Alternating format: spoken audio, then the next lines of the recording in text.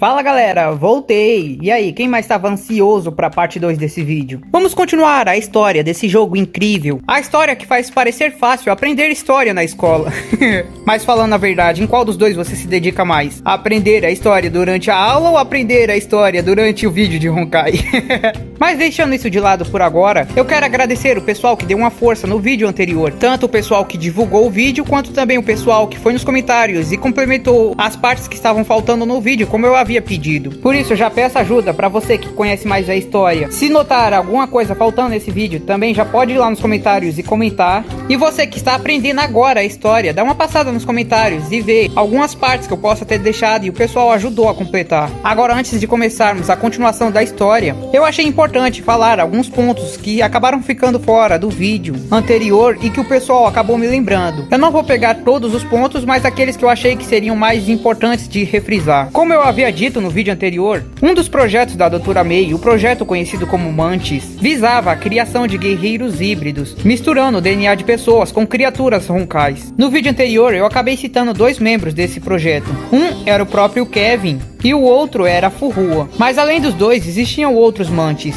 O número total de quantos soldados Mantis existiam é desconhecido. Mas após o ataque do 11º Rasher, apenas 13 desses soldados sobreviveram. E assim, esses 13 Mantis que sobreviveram foram reunidos como um grupo e ganharam o nome de os 13 Caçadores das Chamas, ou Flame Chasers. E na Era Antiga, eles eram tratados como a última esperança da humanidade. Os 13 eram Kevin, Elysia, Eden, Kalpas, Su, Sakura, Mobius, Furuha, Aponia, Griseu, Cosma, Vi e Pardofelis. Atualmente no jogo dá para se encontrar com os Flame Chasers dentro de um modo do jogo conhecido como Elysian Hell. No entanto, os Flame Chasers que aparecem lá não são os verdadeiros, e sim uma manifestação da memória deles. Bom, além disso, outra informação que acabou ficando de fora, mas que graças a um dos companheiros aí dos comentários eu fiquei sabendo, é que, bem, até então, a gente não possuía nenhuma informação do 13º Rasher, como eu havia mencionado no último vídeo. No entanto, nessa nova atualização do jogo, já foi confirmado quem era o antigo 13º Rasher da Era Antiga. Era a própria Elysia, sim, um dos antigos Flame Chasers. Para ser mais exato, um dos líderes, já que Kevin e Elysia atuavam como líderes do time. Foram também eles, junto com Furuha e Kevin, quem lutaram contra a 14ª Rasher na batalha final. O motivo para naquela batalha ter apenas 8 se eles eram 13, era que alguns membros como Sakura e Elysia haviam sido mortas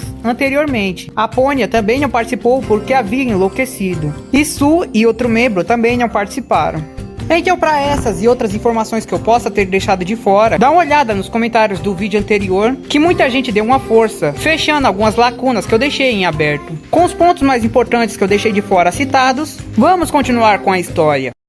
Beleza, voltando da onde paramos, estávamos vendo batalhas de humano contra humanos, a Chixal aumentando seu poder político, o exército da Chixal usando o poder do Honkai para conseguir vantagem no meio da guerra, a Ordem das Valkyrias sendo estabelecida e ganhando grande fama, o Pombo Jäger novamente manipulando os humanos para novas guerras. Epa, tá certo, pera, calma, vamos mais devagar que são os pequenos detalhes que estão acontecendo, escondidos nas sombras desses grandes acontecimentos que vão trazer as grandes mudanças para o mundo no futuro. Dessa vez voltando e indo mais devagar, para conseguirmos prestar mais atenção nos detalhes. Logo após a destruição do mundo, a humanidade e toda a sua tecnologia desapareceu. O mundo voltou a ser um lugar puro. No entanto, ele ainda estava cheio da própria energia Honkai. Isso até que a quarta chave divina se ativa e purifica a corrupção Honkai do mundo. Isso permite que o planeta seja novamente habitado. E assim como se o mundo tivesse resetado do zero, a raça humana novamente volta a existir, do mesmo jeito que aconteceu da primeira vez, através da evolução de espécies. E com isso, o tempo continua a passar, até que em um ponto do tempo anterior a 2717 a.C., os humanos que estavam dentro das cápsulas de criogenia acordam e despertam no novo mundo. A maioria se espalha naquele novo mundo, e com o tempo eles também começam a espalhar seus genes modificados que agora continham traços do último projeto da Dra. May, o projeto Estigma. Assim, uma certa parte da população humana daquele novo mundo agora continha dentro de seu DNA estigmas naturais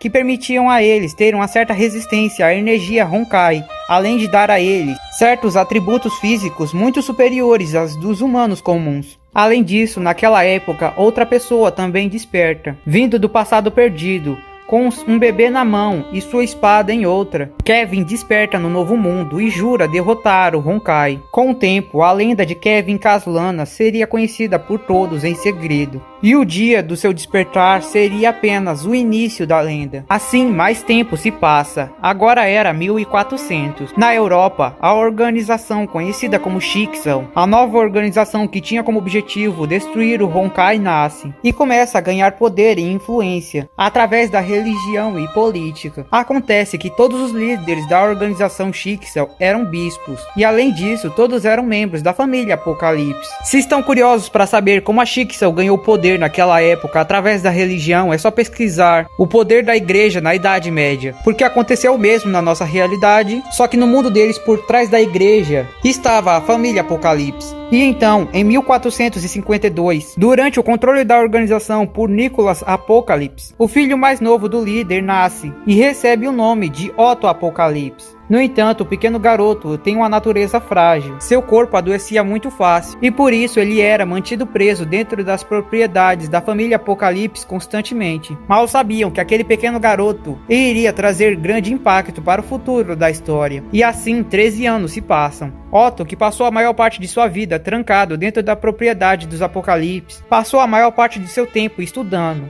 e acabou se descobrindo como um grande cientista genial. Ele era considerado um prodígio, já que era apenas uma criança de 13 anos. Um dia, o garoto fez um pequeno avião de brinquedo em uma única noite, e no dia seguinte ele correu para fora animado para testar a sua nova criação. Ele correu para fora de sua casa animado, lançou o avião ao vento e viu ele voar. Mas depois de um tempo, a asa acabou rasgando ao meio, e o avião acabou caindo para o outro lado do muro, para o lado de fora das propriedades da família Apocalipse, para o lado onde ele não poderia ir. Naquele momento, um dos irmãos de Otto apareceu no pátio e menosprezou Otto. Além disso, o motivo para a asa do avião de Otto ter rasgado foi que seu irmão havia jogado uma pedra nele. Otto era visto como um estorvo inútil por seus irmãos por causa de sua natureza frágil. Otto não entendia o motivo, mas tudo o que ele veio conhecer nesse mundo desde seu nascimento era o desprezo e a solidão. Ele recebeu isso de todos, até mesmo de sua família. Depois, o irmão de Otto foi embora e o deixou sozinho novamente, enquanto o garoto tentava,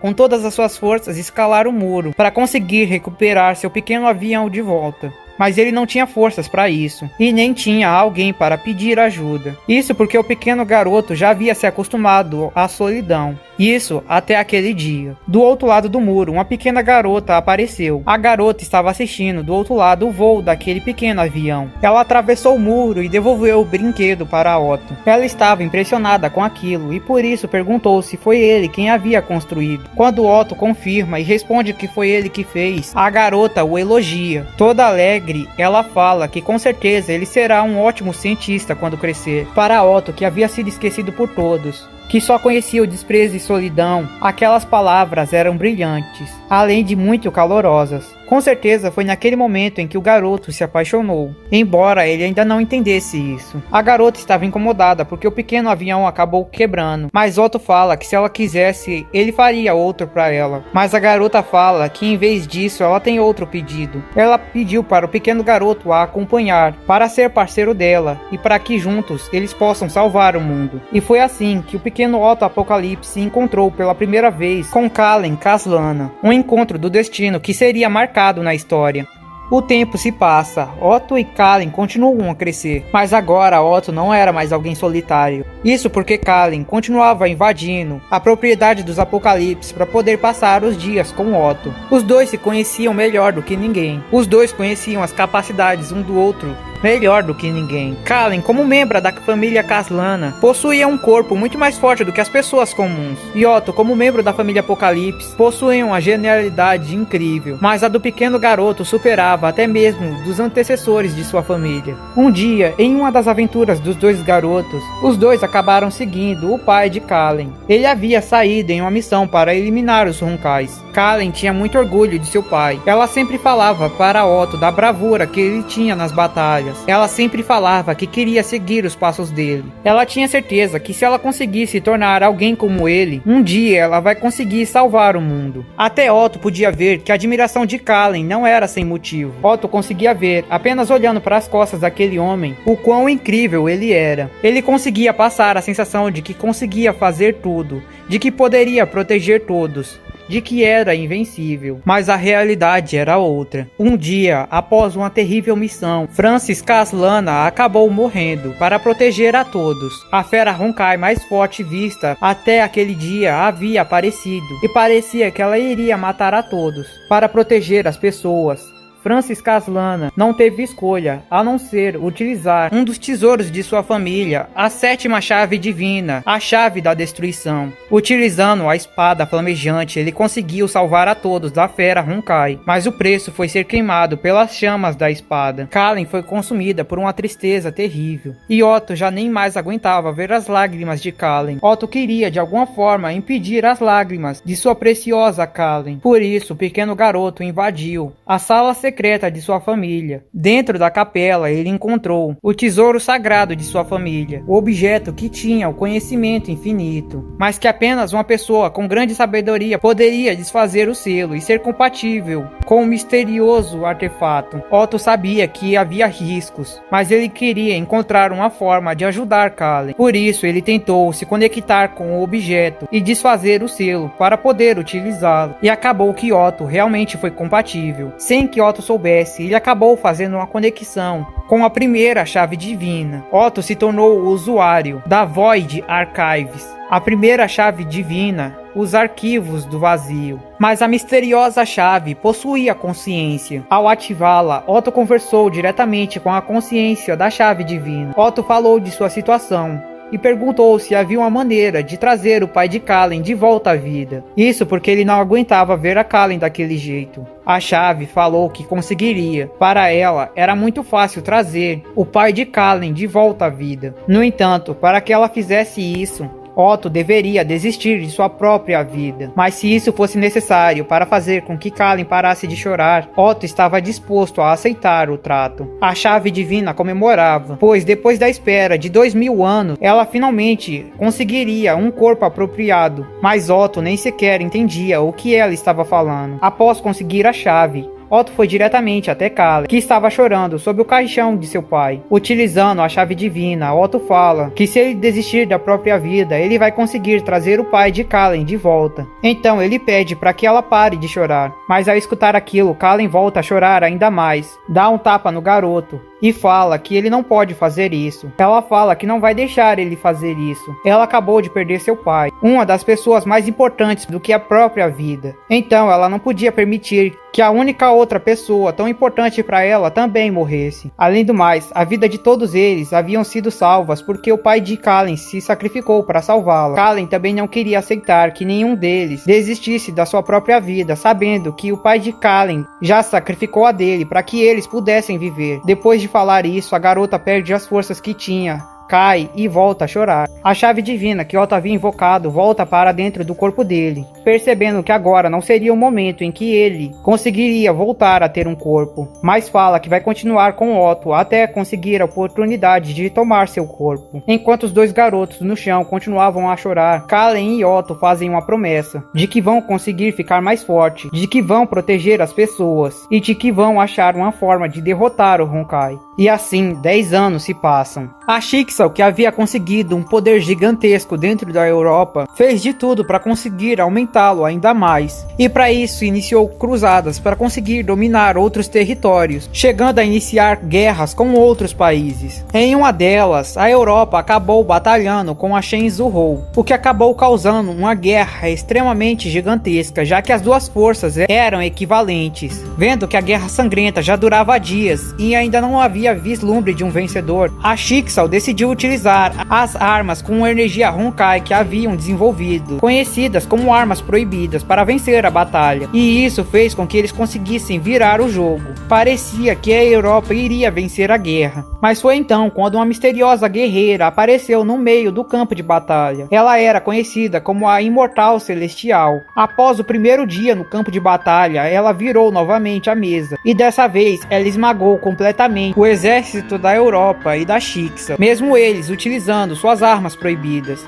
A Shixal, vendo a derrota iminente, decide enviar seu guerreiro mais poderoso, a Valquíria lendária, conhecida como Kalen Kaslana, sendo da família Kaslana e sendo o usuário da 11ª chave divina, Juramento de Juda. A Shixal acreditava que ela iria conseguir trazer a vitória ao seu lado. No entanto, nem mesmo Kalen consegue derrotar a Imortal. Após a derrota de Kalen, o restante do exército que ainda havia sobrado decide recuar, e então a guerra acaba. Mas antes de se separar de Kalen, a Imortal faz uma pergunta à garota. Ela fala que enquanto todos eles forem humanos, o verdadeiro inimigo continuará sendo o Honkai, mas por causa da ganância dos humanos e da vontade enlouquecida deles de obter mais poder, eles continuam travando batalhas sem sentido um contra o outro. Mas como uma usuária da chave divina, Furuha quer saber a resposta de Kalen. Qual o motivo por trás de suas ações?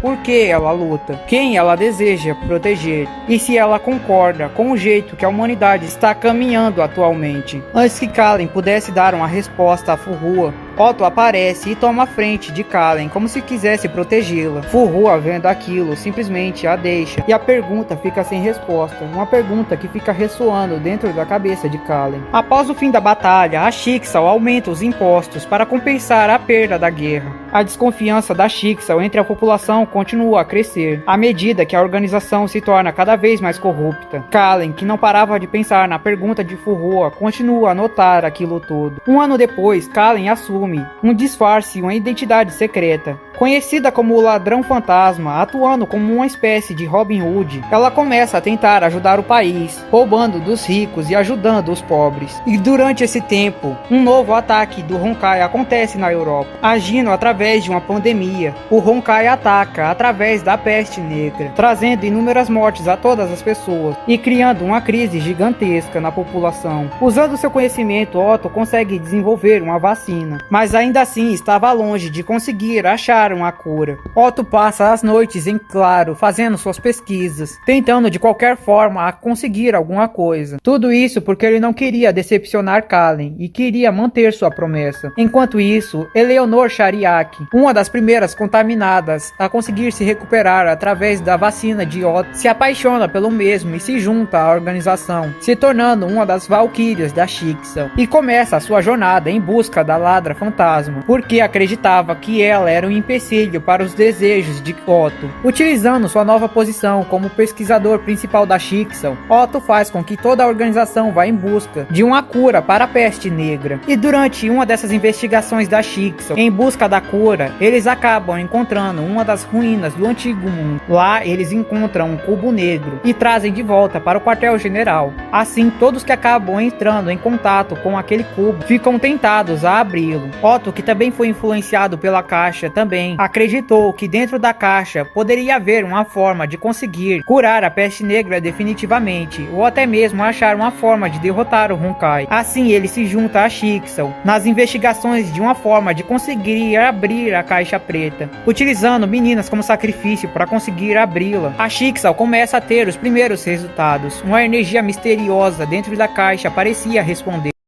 Assim, alguns dias se passam. Durante uma das noites em que Kalen estava se aventurando com seu disfarce, ela acaba se deparando com o sequestro de uma garota. Para deter o sequestro, Kalen parte em uma perseguição aos sequestradores, mas ela acaba se deparando com algo que para ela não fazia sentido. Os sequestradores levaram a pequena garota até uma das casas mais importantes da Shixal. Sem tempo para pensar no motivo por trás disso, Kalen invade a mansão e começa a procurar a garota. Ela vasculha a casa até achar o porão. Lá ela encontra uma sala que emanava uma energia misteriosa. Depois de conseguir capturar o nobre dono da casa e forçá-lo a abrir a porta do porão, Kalen se depara com uma cena horripilante. Várias garotas sendo postas em cruzes e sacrificadas para uma caixa. Quando Kalen viu aquilo, ela nem conseguiu acreditar no que estava vendo. Ela fala para o nobre soltar as garotas agora, mas ele fala que não pode. Afinal, elas estavam sendo mantidas ali, nesse experimento, por ordens do próprio bispo. E logo naquele momento em que Kalen acabou descobrindo a verdade, Otto já estava no laboratório. O nobre fala para Kalen que eles estavam utilizando aquele cubo cubo para encontrar uma forma de salvar o mundo contra o Honkai, mas Kallen ainda assim não aceita. Não era certo o que ele estava fazendo, não era certo matar inocentes, mas antes que ela pudesse fazer algo, a Ordem das Valquírias aparece. Eleanor, liderando o grupo, vai atrás de Kallen, que era a ladra fantasma, mas Kallen facilmente derrota as 3 garotas. Tudo que Eleanor faz é conseguir revelar sua face,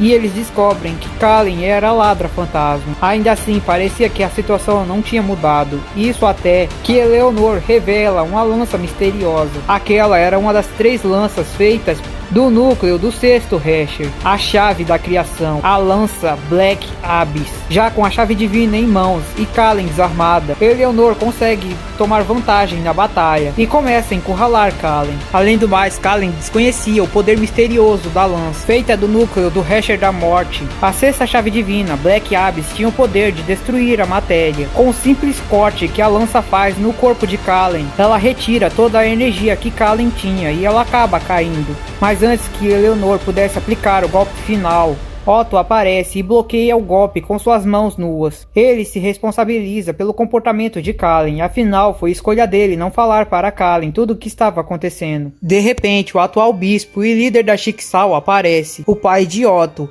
e fala que ainda assim eles devem manter Kallen presa por rebeldia aos nobres. Otto fala para deixar que ele cuide disso, ele pode explicar. Ele até tenta falar para Kallen seu ponto de vista. Ele fala que se conseguirem realmente abrir aquela caixa e salvar o mundo contra o Honkai, eles estarão salvando a vida de milhares e milhares de pessoas. Aquelas garotas também não estariam morrendo em vão. Elas estariam morrendo para salvar a humanidade. Mas Kallen fala que isso nem foi escolha delas. E ainda assim, não era justo sacrificar a vida do povo, a vida de inocentes, sem garantias de que algo realmente vai mudar. Além do mais, ela não poderia permitir tamanha injustiça, porque ela era uma Caslana. Ela era membro da família que jurou proteger a humanidade. Foi quando ela lembrou da pergunta de Furrua e conseguiu sua resposta. Ela estava lutando para proteger as pessoas. Assim Kallen invoca o juramento de Juda, que esmaga a caixa e liberta as garotas. Agora, com a arma em mãos, ela novamente enfrenta Eleanor e a derrota com extrema facilidade. Mas Eleanor não aceita aquilo. Ela queria ver os objetivos de Otto serem alcançados. Ela acreditava nas palavras dele, por isso tinha certeza que dentro da caixa havia um poder que os ajudariam a conseguir vencer a batalha contra o Honkai.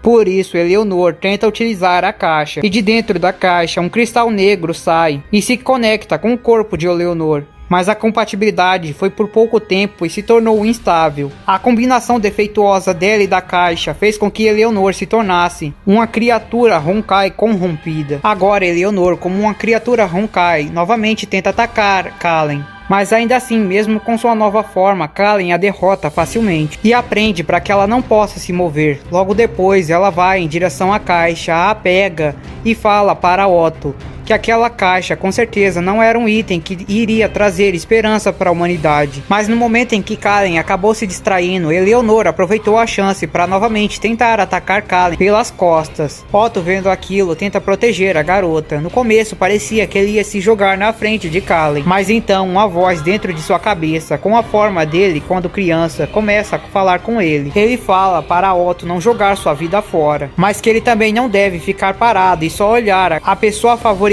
dele morrer. A única opção de Otto nesse momento era utilizar o poder dele. E nesse momento, novamente Otto invoca o poder da primeira chave divina. E com um único disparo, mata Eleanor. No entanto, a energia do cubo ainda não foi dissipada. Em vez disso, a energia vai até o corpo que ele encontra e acredita ser mais compatível com sua energia, o corpo de Kallen. Quando a energia do cubo se conecta com a mente de Kallen, ela vê quem realmente estava por trás disso tudo. Aquela caixa, na verdade, era a prisão que continha o Hesher da corrupção, que estava preso desde seu ataque na antiga era. Vendo que o corpo de Kallen era compatível, ele tenta se apossar do corpo de Kallen e torná-la seu novo receptáculo. Mas graças à resistência, à energia Honkai que os Caslanas possuem, e à grande força de vontade que a própria Kallen possuía, e também por ela não possuir sentimentos obscuros, ela conseguiu resistir à tentativa de domínio do Hesher Hersher da corrupção e conseguiu manter o controle de seu corpo. Depois de acordar de seu pequeno período de tempo inconsciente enquanto o Hersher da corrupção tentava dominar seu corpo, Kallen pega o cubo e fala que Otto estava sendo manipulado pela energia Honkai. Ela fala que se esse cubo continuar perto dos humanos, eles vão continuar a ser corrompidos e mais sofrimento irá vir para eles. Por isso ela decidiu que irá levar o cubo embora, para que o cubo não faça mais mal a ninguém e para que ele não caia na mão de pessoas egoístas. Depois disso, os dois se separam em silêncio. Otto queria pedir para que ela não fosse, mas não teve coragem de falar seu desejo. Assim, pela primeira vez em muito tempo, os dois se separam. Kallen começa a ser perseguida por toda a Europa. Ela queria manter o cubo afastado das pessoas para que elas não se ferissem, não causassem mais dor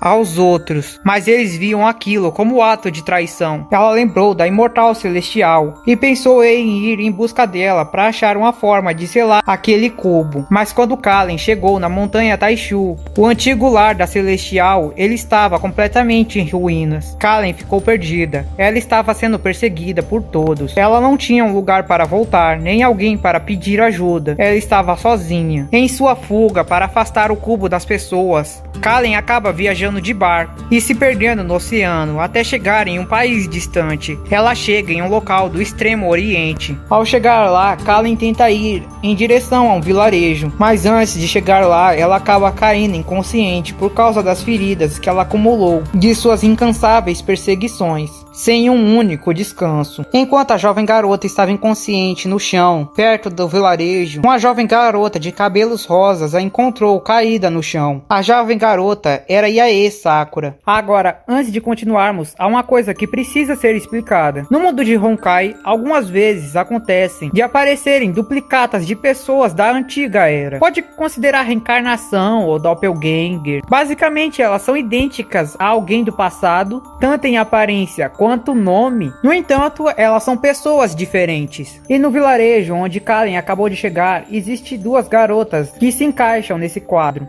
Elas são Yae Sakura e Rin, as duas irmãs. No passado existia uma Sakura, membro dos Flame Chasers, e uma Rin, que se tornou a 12ª Hersher. No entanto, ambas morreram. Na nova era, existe a Yae Sakura e a Rin. Mesmo que elas sejam idênticas e até seus nomes sejam os mesmos, elas não são as mesmas pessoas. O motivo por trás dessas reencarnações ainda é desconhecido. Agora, continuando a história, naquele pequeno vilarejo do Oriente, existia duas irmãs gêmeas, Yae e Rin. As duas eram garotas muito puras e gentis, mas um dia Rin acabou ficando doente e acabou que Yae teve que gastar metade de seu tempo cuidando de sua irmã. Mas Yae nem pensava nisso. Ela só queria ver o sorriso da sua irmã. As duas irmãs eram muito amigas e eram extremamente inseparáveis. Em um certo tempo, a vila acabou passando por um período muito difícil, porque não caía chuva na vila. Não chovia há quase um ano inteiro.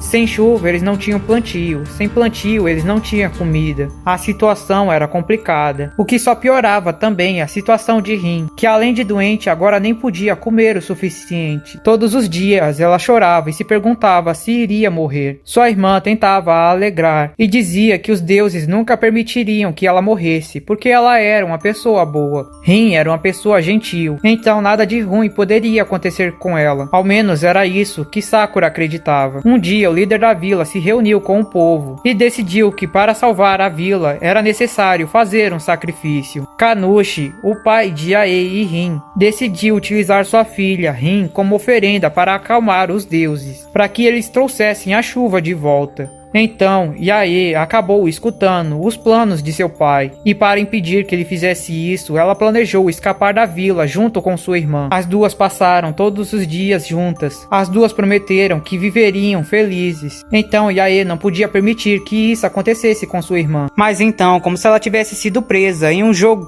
cruel do destino, Sakura foi pega na maldição do ritual. Sakura acabou vivendo em um loop aquele dia, o dia em que sua irmã seria morta. Todas as vezes Sakura tentava salvar sua irmã de uma forma diferente, mas no fim do dia sempre acabava com ela sendo morta. Depois de milhares de vezes tentando salvar sua irmã, ela desabou e contou para Rin o que estava acontecendo. Isso acabou fazendo com que as coisas acabassem indo para um rumo diferente, mas foi para um rumo pior. Da última vez em que ela viveu o ciclo, o pai de Yae descobriu que ela planejava fugir com sua irmã e a forçou a matar Rin com as próprias mãos. Ela não teve escolha e então a cortou com sua espada. Enquanto segurava o corpo de Rin em seus braços, ela chorava e falava que iria conseguir salvá-la, mas Rin apenas dizia que a perdoava. O ciclo infinito acabou e os anos se passaram. Com o tempo, Sakura acabou se tornando a sacerdotisa da vila. Apesar de seu ódio pelo lugar, ela cumpriu seu dever e protegeu a vila. Isso porque aquela era a vila que Rin amava. E ela sabia que no fim, Rin havia perdoado a vila também. Um dia, enquanto caminhava pela vila, Sakura encontrou uma mulher sangrando. A mulher de cabelos prateados estava segurando uma caixa preta e deitada nas escadas perto da vila. Aquela era Kallen Kaslana. Sakura levou ela até sua casa, cuidou dela e deixou que ela vivesse em sua casa o tempo que Kallen achasse que precisaria. As duas acabam passando muito tempo juntas. Uma acaba descobrindo sobre o sofrimento da outra e as duas se ajudam a conseguir superá-los. Junto a Kallen, Sakura finalmente conseguiu voltar a sorrir sinceramente. Ela conseguia se sentir feliz. E junto a Sakura, Kallen finalmente parou de se sentir sozinha, parou de se sentir odiada por todos. Ambas finalmente se sentiram em casa, como se uma pertencesse à outra. As duas acabam se apaixonando e por 6 meses elas vivem esse amor juntas. Infelizmente, em um dia que deveria ser só mais um dia comum para a vida das duas, enquanto Sakura caminhava pela vila, aquele sentimento de ódio ao ver as pessoas felizes no aniversário de morte de sua irmã encheu o coração de Sakura de sentimentos negativos. E então a caixa preta que continha o Hasher da corrupção, que já estava de olho em Sakura, sentiu aquele sentimento e se familiarizou com aquilo. Aquele desejo de vingança contra os humanos, aquele ódio guardado. Ela sentiu que Sakura possuía os mesmos sentimentos que ela, o que tornava Sakura o receptáculo perfeito. Ela conseguiu escapar da caixa e então se conectou com o Sakura, se alimentando dos sentimentos negativos dentro do coração da garota. Ela conseguiu transformar Sakura em seu receptáculo, a corrompendo. Após ser corrompida e dominada pelo Hasher da corrupção, Sakura parte em direção à vila para destruí-la e matar todos que estavam lá. No entanto, Kallen a encontra e as duas começam a batalhar. Após um tempo de batalha, Kallen consegue acordar a mente de Sakura e fala para ela enfrentar o Hasher dentro de sua mente. Ela tenta, e Kallen luta contra a Hasher do lado de fora, enquanto Sakura tenta enfrentá-lo dentro de sua mente. Mas ainda assim, o poder do Hasher era forte demais. Sakura não podia se livrar daqueles sentimentos negativos que estavam dentro de seu coração, e por isso não conseguia desaparecer com o Hasher. Então ela fala para Kallen selá-la, junto com o Hasher de volta dentro da caixa. No início, Kallen não aceitou aquilo. Ela relutou com todas as forças, mas ela percebeu que o que mais doía no coração de Sakura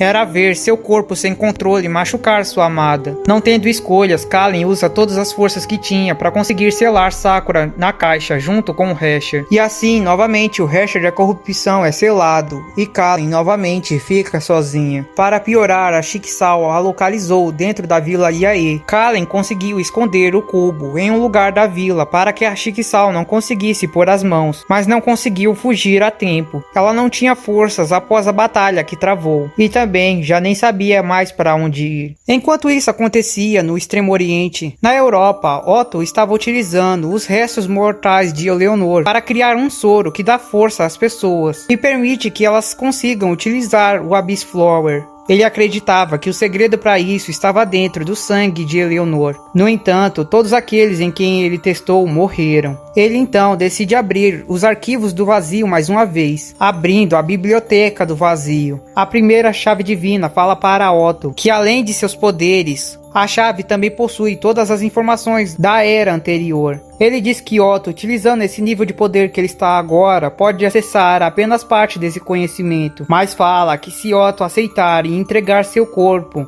ele dará todo o conhecimento contido dentro daquela biblioteca para Otto, mas Otto não responde. Ele continua fazendo suas pesquisas, até que recebe a mensagem. Após ser capturada, Kallen é levada de volta à Europa, onde é presa e acusada de traição, e a pena é a morte. Eles tentam negociar com ela para que ela entregue o cubo, e dizem que poderiam rever sua situação, mas Kallen se nega. Ela se nega a deixar que continuem utilizando pessoas inocentes nesse experimento, e além do mais, ela declara que mesmo que no fim, realmente a abertura daquela caixa levasse à salvação, se no caminho eles matassem dezenas de inocentes, será que a humanidade realmente mereceria viver?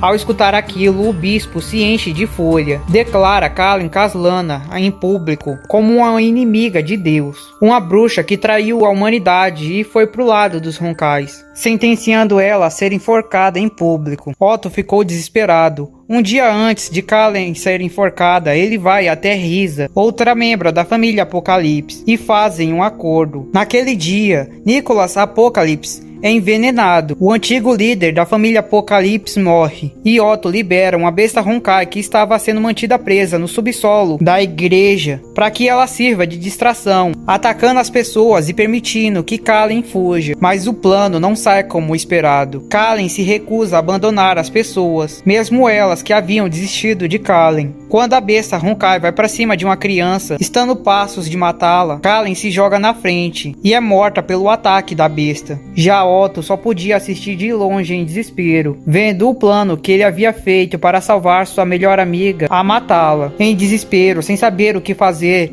Otto pega um barco e foge. Ele desaparece para as pessoas. Por 14 anos inteiro, ele some e ninguém sequer tem informações dele. Agora, em 1491, Otto volta a dar sinais de vida. Nesse tempo, ele estava na Abadia de São Miguel, um orfanato destinado a ensinar os caminhos da Santa Donzela. Essa seria Kallen. Otto passou esses anos cuidando das crianças do orfanato e pensando no que ele deveria fazer.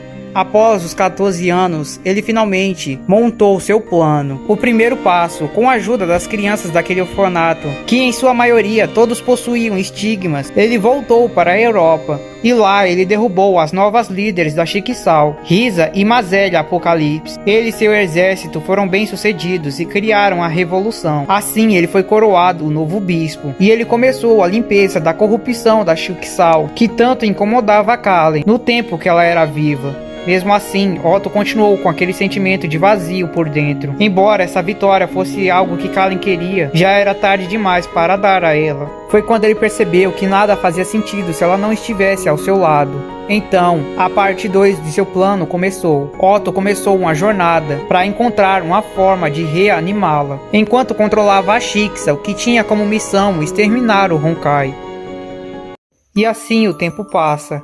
471 anos para ser mais exato. Nesse tempo, após Otto obter o título de arcebispo, a Chicxal evoluiu muito em tecnologia. Eles aceleraram o processo de pesquisa, de colapso de energia e biotecnologia.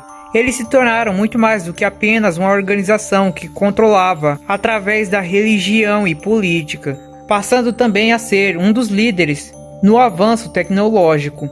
Além disso, a Chicxal também cresceu muito, ao ponto de espalhar filiais da organização em outros países. Todas essas grandes conquistas foram graças a Otto ter ascendido o poder, e ao fato dele agora não envelhecer, graças ao contrato que ele fez com a primeira chave divina. Mas tudo isso era apenas para ajudá-lo a conseguir seu objetivo. No entanto, em 1º de janeiro de 1952, um garoto chamado Elch Joyce se torna o primeiro Hasher do Novo Mundo, o que faz com que as engrenagens da história voltem a se mover. O despertar do jovem como Hasher ficou conhecida como primeira erupção Honkai, um acontecimento que ficou marcado na história, pois naquele dia 300.000 pessoas morreram em um único ataque do Hasher. No entanto, após a perda de controle do Hasher e o ataque que fez inúmeras vítimas, O jovem Welch acabou perdendo a consciência e a Jigsaw conseguiu capturá-lo com vida. Após ser capturado pelos próximos 3 anos, Welch foi submetido a uma vida de testes diários dentro da organização. Durante esse tempo foi comprovado que Welch não tinha nenhuma lembrança de seu passado, nem sequer de seu nome. Ele não sabia exatamente o que fez, mas já sabia sobre o ataque do Rasher. Então ele aceitou viver como um rato de laboratório, acreditando que desse jeito ele não faria mais mal a ninguém. E além do mais, todos os pesquisadores diziam que aquilo era essencial para que eles conseguissem estudar o Honkai, desenterrar seus mistérios e salvar a humanidade. Durante o tempo que ele estava no laboratório, ele recebeu inúmeras cartas de um homem misterioso que apenas se apresentava como o palhaço Alpha. Como ele não tinha outras coisas para fazer, ele passava o tempo conversando com esse homem misterioso através de cartas. E então mais 3 meses se passaram. Finalmente, após fazer inúmeros estudos no corpo de Welch, eles decidem que não havia mais nada que poderiam investigar, e então movem Welch para outra filiação da Jigsaw. Welch é conduzido até a filial de Londres, onde ele é recebido pela renomeada cientista Lizzie Albert Einstein, que se apresenta e o mostra a casa, mas o Welch acha estranho aquele jeito dela de agir, porque ela agia como se ele fosse parte da equipe e não mais uma cobaia de experimento. Era algo incomum para ele, mas Einstein fala que agora é ele quem deve mudar de pensamento, porque enquanto ele estivesse na filial de Londres, ele não era mais uma cobaia de experimento, e sim um companheiro de time. Depois disso, ela leva ele até seu quarto, e lá ele encontra uma refeição esperando. Welch aproveita que a comida já estava ali e decide comer e depois ir dormir. Na manhã seguinte, ele é acordado por uma garota ruiva, que explica que a comida que ele havia comido na noite passada eram as trufas que ela havia deixado escondida. Ainda brigando com o garoto, ela se apresenta e fala que é outra das pesquisadoras que vai estar vivendo com ele naquela casa. Ela era Nikola Tesla, outra membro da filial norte-americana. E assim, a filial norte-americana da Jigsaw começava. Como membros possuía a cientista Edison, a cientista Nikola Tesla e o primeiro Rasher dessa nova era, Welch Joyce. Mas com o passar do tempo, vários outros membros foram entrando. Juntos eles tiveram várias aventuras. Com o tempo, eles ficaram extremamente próximos, como se fossem uma família. Welch aos poucos foi se ligando a eles também. Era uma vida feliz. No entanto, tudo veio mudar em um certo dia. Em uma missão, eles tiveram que fazer uma exploração em uma ruína que eles encontraram. Lá, eles acharam a relíquia da era anterior. E utilizando a inteligência artificial que Edison havia encontrado da era anterior também, eles conseguiram analisar a relíquia. Na relíquia, havia uma mensagem e também uma das divinas. Eles encontraram a 9ª chave divina, a estrela do Éden. E após conseguirem esse poder, um dos membros finalmente iniciou seu plano para criar uma guerra interna dentro da Jigsaw. Na verdade, toda a filial norte-americana já tinha uma certa desconfiança da Jigsaw. Isso porque eles notaram em algumas missões que muitas vezes a Jigsaw agia de forma misteriosa. Parecia que estava agindo com muito mais segundas intenções do que realmente só salvar a humanidade do Honkai. Algumas vezes parecia até que queria utilizar o Honkai para algum objetivo. Por isso, Schrödinger, um dos membros da filial norte-americana, iniciou o plano para despertar os poderes de Welch e iniciar uma guerra interna dentro da Jigsaw para fazer com que a filial norte-americana tomasse uma posição junto com ele. E a parte de despertar o poder do Welch era para aumentar o poder da filial norte-americana, para conseguir se rivalizar com o poder da Jigsaw central. No meio disso, Welch também descobre que o homem misterioso, o palhaço Alpha com quem ele trocava mensagem, era o próprio Otto. No final, a filial norte-americana se mantém unida para proteger seus companheiros, e também não aceitam o fato de que Otto estava fazendo um monte de pesquisas loucas, tentando usar o Honkai descuidadamente, apenas para ressuscitar sua amiga. O final da guerra interna só chega quando a batalha final acontece em Nova York. Welch Joyce, com seus poderes de Rasher e uma chave divina, lutou contra o Otto. A batalha foi tão absurda que destruiu todo o Empire State Building e trouxe várias baixas para os dois lados. No entanto, Welch ainda conseguiu salvar seus companheiros, pelo menos uma certa parte, mas no final ele acabou morrendo. Um de seus companheiros, Joaquim, que estava presente na batalha final de Welch, acaba sendo compatível com a energia do primeiro Rasher. Então, após a morte de Welch, Joaquim se torna o receptáculo do primeiro Rasher, e a filial norte-americana finalmente declara a guerra contra Chicxul, mudando seu nome, e agora eles se proclamam Anti-Entropy. O motivo por trás desse nome é que Chicxul também pode ser traduzido como destino,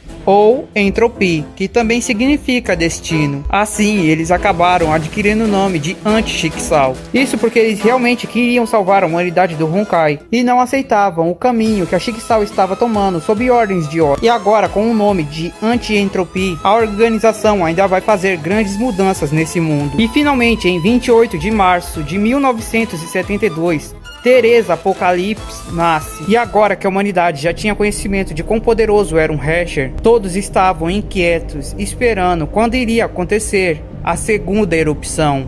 Bom, mas por hoje é só. Espero que tenha curtido o vídeo, se inscreva no canal, deixe seu like, vire membro que isso ajuda muito. Mas era só isso, valeu, falou, fui.